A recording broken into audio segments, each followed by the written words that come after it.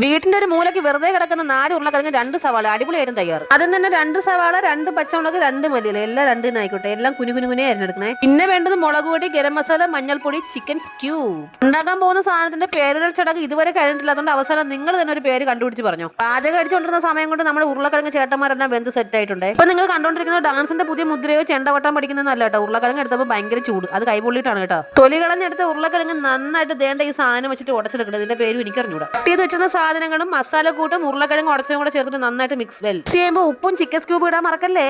ഇപ്പൊ നിങ്ങൾ വിചാരിക്കും ജാടത്തേണ്ടി ഇത് രണ്ടും കൂടെ കഴിക്കാൻ പറയാനായിരിക്കും അല്ലേ? എന്നാ അതല്ല, വേറൊരു ഐറ്റം. ഇനി അങ്ങോട്ടുള്ളത് കംപ്ലീറ്റ് ആയുധം വെച്ചിട്ടുള്ള കളിയാണ് മക്കളെ. ഉണ്ടാക്കി വെച്ച സാധനം അത് തന്നെ ബ്രെഡിൽ ഇങ്ങനെ തേച്ച് പിടിപ്പിക്കണേ. മസാല ഉണ്ടാക്കിയപ്പോൾ ഇച്ചിരി ഫെവിക്കോളും കൂടെ ഒഴിച്ചാൽ തരുത്. ഇത് അങ്ങോട്ട് തേച്ച് പിടിപ്പിച്ചിട്ട് പിടിക്കുന്നില്ലല്ലോ, ഇത് അവിടെ ഇരിക്കും അങ്ങോട്ട്. ഒരുവിധം മസാല ഒക്കെ തേച്ച് പിടിപ്പിച്ച ബ്രെഡിന് ഇനി കൈ വിറക്കാതെ പകുതിയായിട്ട് നമുക്ക് കട്ട് ചെയ്തെടുക്കാം.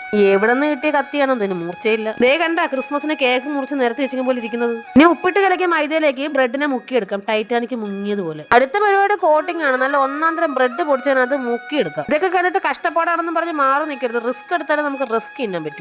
കണ്ടില്ലേ ബ്രെഡ് ക്രാംസിൽ പൊതിഞ്ഞിരിക്കുന്ന ബ്രെഡിനെ കാണാൻ എന്ത് ഭംഗിയാണെന്ന് നോക്കിയേ. ഇനി പിന്നെ പ്രത്യേകിച്ച് വലിയ പരിപാടി എന്ന് പറയാനൊന്നുമില്ല. നല്ല തിളച്ച എണ്ണക്കകത്തിട്ട് ഓരോന്നായിട്ട് പറക്കിയിട്ടിട്ട് വറുത്ത് കോരി എടുക്കാം. എണ്ണക്കകത്തൊക്കെ കോരി ഇടുമ്പോൾ പ്രത്യേകം ശ്രദ്ധിക്കണം, കൈവിരലുകൾ ഒന്നും എണ്ണയിൽ മുങ്ങരുത്. ഫ്രണ്ടിൽ നിന്ന് വീടെടുക്കുന്ന ക്യാമറമാന്റെ പ്രത്യേക ശ്രദ്ധയ്ക്ക് ഫോണും പിടിച്ച് വായി നോക്കിക്കൊണ്ടിരുന്ന അവസാനം ഫോണും കൂടെ എണ്ണക്കകത്ത് കോരി എടുക്കേണ്ടി വരും. അമ്പടാ സാധനം സെറ്റ് ആയിട്ടുണ്ട്. എണ്ണക്കകത്ത് ബ്രെഡ് വറക്കാട്ടിട്ട് അറഞ്ചും പുറഞ്ചും ഇളക്കി കഴിഞ്ഞാൽ വേണ്ട അതിനകത്തുള്ള ഫീലിംഗ്സ് മൊത്തം എങ്ങോട്ടെങ്കിലും പോകും. വേണ്ട ഈ ഇരിക്കുന്ന സാധനം കാണാൻ അഴകുള്ളതുപോലെ തന്നെ കഴിക്കാനും സൂപ്പർ സാധനമായിരുന്നു കേട്ടോ. വീട്ടിലെല്ലാവർക്കും ഒരുപോലെ ഇഷ്ടപ്പെട്ട ബ്രെഡിന്റെ അടിപൊളി സ്നാക്സ്. കൂടെ ടൊമാറ്റോ സോസും കൂടെ ഉണ്ടെങ്കിൽ പൊളിക്കും. ഇത് കാണുമ്പോൾ അതിനകത്തൊന്ന് മയണീസ് പുറത്തിടാണെന്ന് വിചാരിക്കരുത്, നൈസായിട്ട് കൈപൊള്ളിയതാണ്. നമ്മുടെ ചാനൽ എല്ലാവരും സബ്സ്ക്രൈബ് ചെയ്ത് സഹായിക്കണേ. ഇന്നത്തെ വീഡിയോ ഇത്രയേ ഉള്ളൂ. ടാറ്റാ.